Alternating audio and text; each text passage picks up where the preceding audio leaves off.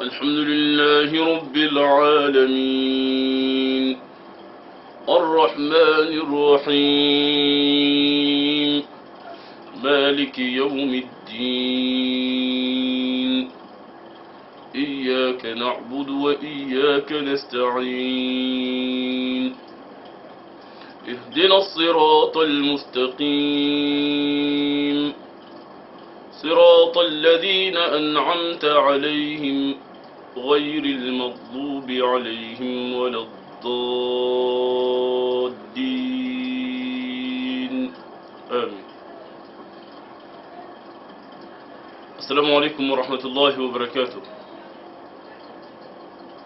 À tous mes frères, à tous mes sœurs, musulmans, musulmanes, à tous mes frères, à tous mes sœurs, non musulmans et non musulmanes, je vous salue et je souhaite qu'Allah subhanahu wa ta'ala sur moi ainsi que sur vous mette sa bénédiction et sa prière et qu'il fasse que nous soyons des gens du paradis, du bonheur et du bon, et qu'Allah subhanahu wa ta'ala nous protège contre le malheur, le mal et le malin, et qu'Allah subhanahu wa ta'ala nous grade et nous élève parmi les gens honorés, grands et vénérés, et qu'Allah subhanahu wa ta'ala nous protège contre tout ce qui est son châtiment.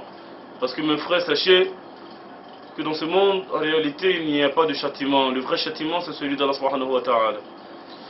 En vérité, dans ce monde, il n'y a pas de pauvreté. La pauvreté réelle, c'est celui de Yawm al-Qiyamah. Mes frères, en réalité, il n'y a pas de richesse. La vraie richesse, c'est celui du paradis. Mes frères, mes soeurs, en réalité, le succès, le bonheur n'existe pas dans ce monde. Le succès et le bonheur se trouvent après la mort. Mes frères, vous devrez savoir comme moi, nous devrons tous le savoir, qu'Allah subhanahu wa ta'ala, il a créé le ciel, il a créé la terre, il a créé les hommes, il a créé les djinns, les génies, il a créé tout ce que nous savons et tout ce que nous ignorons, il a créé tout ce qui peut exister, tout ce qui ne pourra jamais exister. Et Allah, il sait ce que nous savons, il sait ce que nous ignorons, il sait aussi ce que nous saurons, et aussi il sait ce que nous allons jamais savoir, même si nous devrons le savoir, comment est-ce que nous devrons le savoir, Allah il le sait. J'aimerais mes frères, mes soeurs, que nous puissions avoir fermement la confiance et la foi en ce Dieu, le Maître suprême, le Créateur de toute créature et création. Allah subhanahu wa ta'ala dit dans le Coran, Wallahu khalaqakum wa ma ta'malun. Allah il vous a créé, ainsi que tout ce que vous faites. Nous ne savons pas d'où est-ce que le bonheur peut arriver. Le bonheur peut venir de loin, de proche, de ce que nous savons et de tout ce que nous ignorons. Alors, il faut chercher le bonheur partout. Et le bonheur, vous le savez, c'est quoi?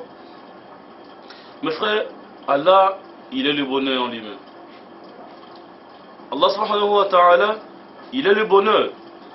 La colère d'Allah, c'est le malheur. La satisfaction d'Allah, c'est le bonheur. Cherchons le bonheur parce qu'il est auprès de nous. Évitons la colère d'Allah parce que c'est ça, le malheur. Mon frère et ma soeur qui cherchent à travailler, mon frère qui cherche à être casier, mon frère et ma soeur qui ne sait pas ce qui se passe de sa vie, ma soeur qui a cherché toutes les solutions pour être mariée, qui ne trouve pas de solution, qui a cherché des enfants pendant tant d'années, qui n'a pas eu de solution. Alors aujourd'hui te donne la solution. Alors aujourd'hui te propose la solution. Alors aujourd'hui te propose le bonheur. Alors aujourd'hui mon frère qui n'a pas eu de travail après tant d'années de succès, après avoir eu tous ses diplômes, après avoir eu toutes ses études, après avoir fait tant d'années, et qui a aujourd'hui essayé de se créer une entreprise, mais que ça ne va pas. Aujourd'hui, Allah te propose la solution. Toi qui cherches la paix, la réussite, Allah il te propose la solution. Et tiens-toi bien, prends ton stylo et commence à écrire les 6 causes et les 6 raisons de la réussite, du succès et de la richesse. Tu auras la richesse que tu cherches dans ta vie. Aujourd'hui mon frère, oui aujourd'hui ma soeur, Allah te propose et Allah te donne la réussite il te donne les solutions de la réussite. Wallah, qui d'autre que Dieu nous connaît? Qui d'autre que Dieu connaît les solutions de nos problèmes? Qui d'autre que Dieu sait ce qu'il nous faut? Wallahi mon frère, si tu tiens les 6 raisons, les 6 causes de la réussite, tu réussiras. Masha'Allah. Masha'Allah. Tu vois, nous avons fait tant d'essais, nous avons essayé les solutions partout. Nous avons voulu trouver notre solution partout, dans tous les milieux, dans tous les contrées, entre toutes sortes d'avions, entre toutes sortes de voitures, entre toutes sortes d'entreprises, entre toutes sortes de richesses. Nous sommes allés voir tout type de parents, nous sommes allés voir nos parents, nos oncles, nos tantes, toutes personnes. Mais aujourd'hui mon frère, aujourd'hui ma soeur, pas moi, mais Dieu te donne la solution. Écoute bien. أسباب الرزق ستة المحققة تقى توكل صلاة صدقة كذاك الاستغفار والتحرك فكلهم في الذكر جاء مدرك لكننا من جهلنا لم نعمل إلا بما أتعبنا من عمل. T'as compris ça? Si oui, alhamdulillah. Et même si oui, je vais te le détailler encore plus mieux. Et sinon, écoute-moi, tu auras la solution à tous tes problèmes. Dis Allahu Akbar avec moi. Allahu Akbar Kabira. Aujourd'hui, mon frère, la solution t'est proposée par Allah. Allah, il te propose toujours les solutions. Regarde un peu dans le Coran, un verset incommensurable, dans une explication qui n'a pas d'exemple, hein? Il exemplaire, nulle part que dans le Coran et que dans la parole d'Allah subhanahu wa ta'ala, il te dit ceci. Ya ayyuhalladhina amanu hal adullukum ala tijara. Regarde un peu comment est-ce que Dieu compose ce verset tout en nous proposant les solutions à nos problèmes. Tu veux faire du commerce? Moi je te propose la meilleure des commerces. Le meilleur des commerces. Et Allah subhanahu wa ta'ala dans ce verset encore il va te dire, lorsque tu cherches la solution, lorsque tu cherches la solution, lorsque tu cherches la subsistance, lorsque tu cherches la richesse, lorsque tu cherches à t'en sortir dans les problèmes les plus durs, Allah il te donne les solutions les plus simples. Masha'Allah. Lorsque tu cherches à sortir dans des problèmes les plus durs, mon frère, les plus stressants, ma soeur, Allah il te donne les solutions les plus simples. Écoute. Il dit dans le Coran, lorsque tu cherches à être riche, Allah il te dit, il n'y a que 6 solutions pour être riche, pour sortir de la pauvreté. Wallahi mon frère, la première, At-Tuqa. At-Tuqa qui signifie la crainte d'Allah. D'autres diront, comment est-ce que la crainte d'Allah peut nous enrichir? Comment est-ce que la crainte d'Allah peut être cause de richesse? Comment est-ce que la crainte d'Allah peut me donner de l'argent? Comment est-ce que la crainte d'Allah peut me donner... Allahu Akbar, Allahu Akbar. Allahu Akbar Kabira. La crainte d'Allah est la cause de ta richesse, mon frère. Je te donne en détail. Je te donnerai en détail. Mais je te cite d'abord les 6 cause de la richesse. Premier, la crainte d'Allah. Deuxième, la confiance en Allah. La troisième, la prière. La quatrième, le sacrifice, le monde. La cinquième, l'istighfar, demander le pardon d'Allah. Et la 6e solution, ce sont les causes de ce monde, le travail. Oui, le travail est en dernière position. La crainte d'Allah en première position, je prends ce verset, car il dit وَمَنْ يَتَّقِ اللَّهِ بعد أعوذ بالله من الشيطان الرجيم وَمَنْ يَتَّقِ اللَّهِ يَجْعَلْ لَهُ مَخْرَجًا. ما شاء الله, tu écoutes bien ce verset. وَمَنْ يَتَّقِ اللَّهِ يَجْعَلْ لَهُ مَخْرَجًا وَيَرْزُقُهُ مِنْ حَيْثُ لَا يَحْتَسِبُ. وَمَنْ يَتَّقِ اللَّهِ يجعل له مخرجا ويرزقه من حيث لا يحتسب. Qui craint Allah, le verset nous dit, qui craint Allah, Allah lui donne la solution à tous ses problèmes. Il arrive, il s'en sort, il lui donne des portes de sortie dans tout type de problème et il lui donne وَيَرْزُقُهُ مِنْ حَيْثُ لَا يَحْتَسِبْ, et il lui vient sa subsistance d'où il ne s'attendait pas. C'est-à-dire, Allah il te donne la richesse d'où tu ne t'attends pas. Tu vois, la crainte d'Allah. Et l'imam Shafi'i rahimahullah nous dit ceci: عليكم بتقوى الله عليك بتقوى الله إن كنت عاقلا يأتيك بالأرزاق من حيث لا تدري فكيف تخاف الفقر والله رازق وقد رزق الطير والحوت في البحر ومن ظن أن الرزق يأتي بقوة ما أكل الطير شيئا مع النسر ما أكل الطير شيئا مع النسر. Il dit ceci: عليك بتقوى الله إن كنت عاقلا, tu dois avoir la crainte d'Allah si tu es conscient.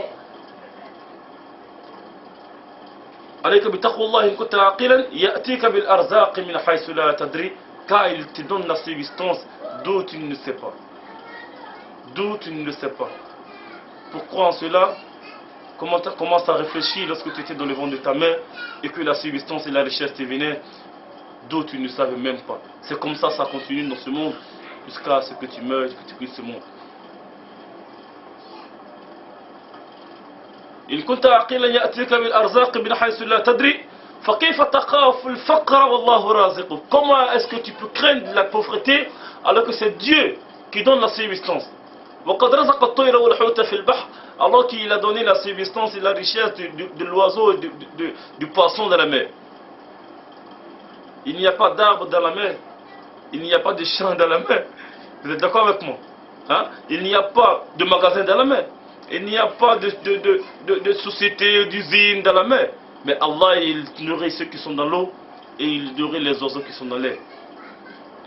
فكيف تخاف الفقر والله رازقه وقد رزق الطير والحوت في البحر ومن ظن أن الرزق يأتي بقوة. Celui qui pense, celui qui croit que la richesse lui viendra avec les efforts, avec la force, qu'il sache ما أكل الطير شيئا مع النسر, que l'oiseau n'a jamais mangé quelque chose avec le sujet de son front, mais seulement avec l'espoir qu'il a sur Allah. Car Rasulullah sallallahu alayhi wa sallam nous dit ceci: لو كنتم تتوكلون على الله حق توكله لرزقكم كما يرزق الطير تخرج خماصا وتغدو بطانا.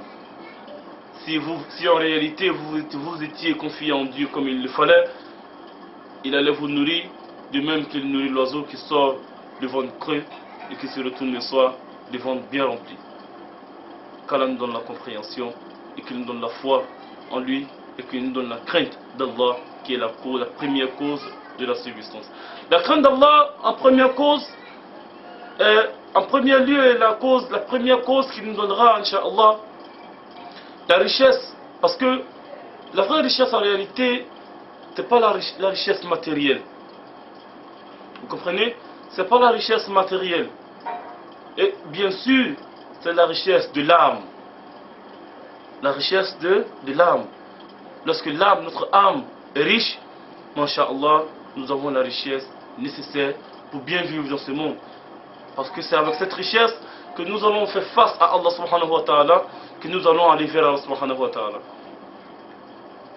Vous n'êtes pas sans savoir qu'Allah subhanahu wa ta'ala dit ceci dans Surat Al-Ra'd: وَمَنْ أَعْرَضَ عَنْ ذِكْرِي فَإِنَّ لَهُ مَعِيشَةً ضَنْكًا وَنَحْشُرُهُ يَوْمَ الْقِيَامَةِ أَعْمَى. Quiconque donne dos à mon invocation, je lui donnerai la vie difficile dans ce monde et je le ressusciterai le jour de la résurrection tout aveugle. Et donc, quiconque donne dos à Allah subhanahu wa ta'ala aura la vie dure. Alors donc, quiconque a la vie dure, même s'il a le matériel, il n'est pas riche, car la richesse, première richesse lui manque, c'est la richesse de l'âme. La richesse de l'âme, lorsque ça manque à l'être humain, alors, malgré qu'il a le matériel de ce monde, mais il ne manquera pas un jour de te poser la question: qu'est-ce que j'ai fait?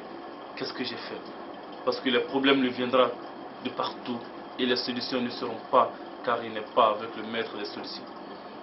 Mes frères et mes soeurs, vous savez que Allah subhanahu wa ta'ala nous dit ça dans le Coran. فلما نسوا ما ذكروا به فتحنا عليهم أبواب كل شيء حتى إذا فرحوا بما أوتوا أخذناهم بغتة فإذا هم مبلسون فقطع دابر القوم الذين ظلموا والحمد لله رب العالمين. Lorsqu'ils ont oublié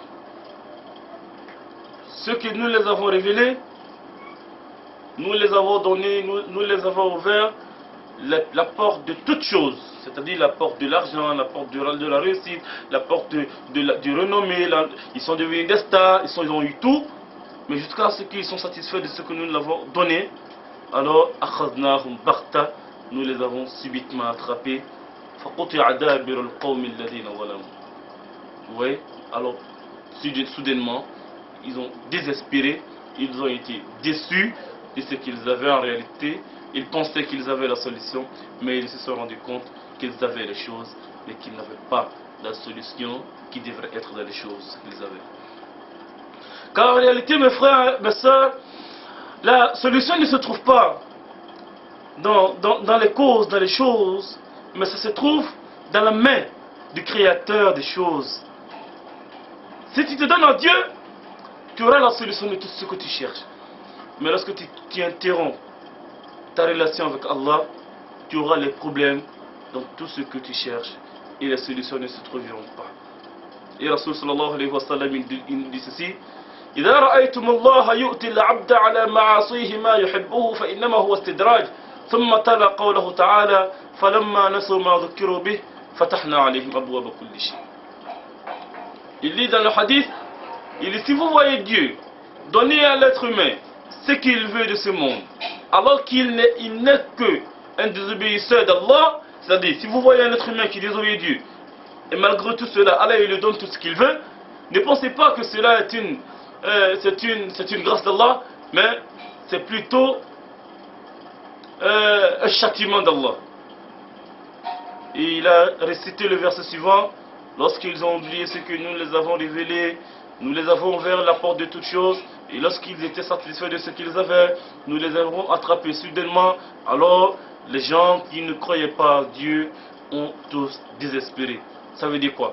Lorsque l'être humain croit qu'il est dans le succès, et quand il croise l'ange de la mort, il se rend compte qu'en réalité, il n'était que dans le châtiment et dans la perdition. Et donc, le fait d'avoir le matériel n'est pas, mes frères, une réussite, mais le fait d'avoir la crainte d'Allah, c'est ça, la réussite. Car le poète nous dit ceci: لست أرى السعادة جمع مال ولكن التقي هو سعيد وتقوى الله خير زاد بقرا وعند الله للأتقى مزيد وإدراك الذي يأتي قريب ولكن الذي يمضي بعيد. Il dit: لست أرى السعادة جمع مال, je ne considère pas que l'amassement des biens est le bonheur et la chance, ولكن التقي هو سعيد, mais celui qui a bien sûr la crainte d'Allah est celui-là le chanceux. وتقوى الله خير زاد بقرا, et la crainte d'Allah est la meilleure des fardeaux que l'homme pourra porter le jour de la résurrection. Et auprès de Dieu, celui qui a plus de crainte aura encore plus de degrés.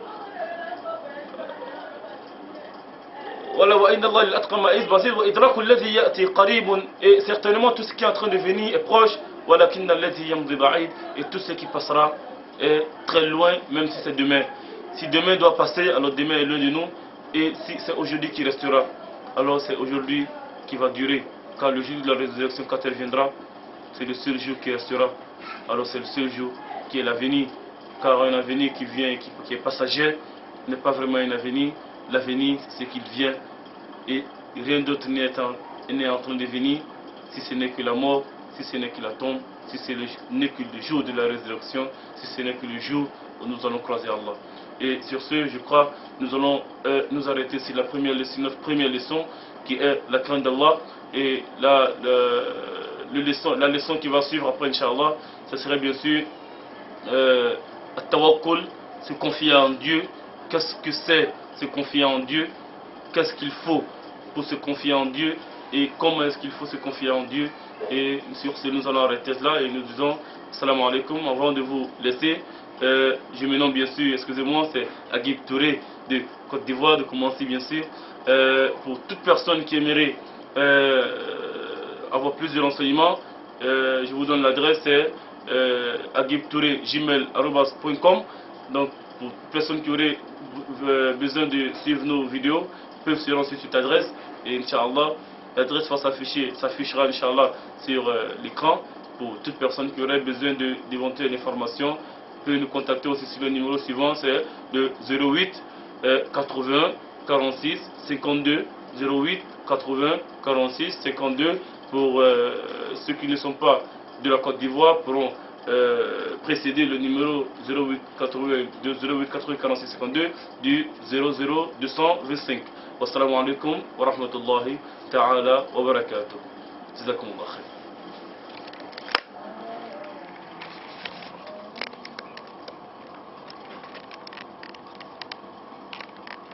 Allez. Hein?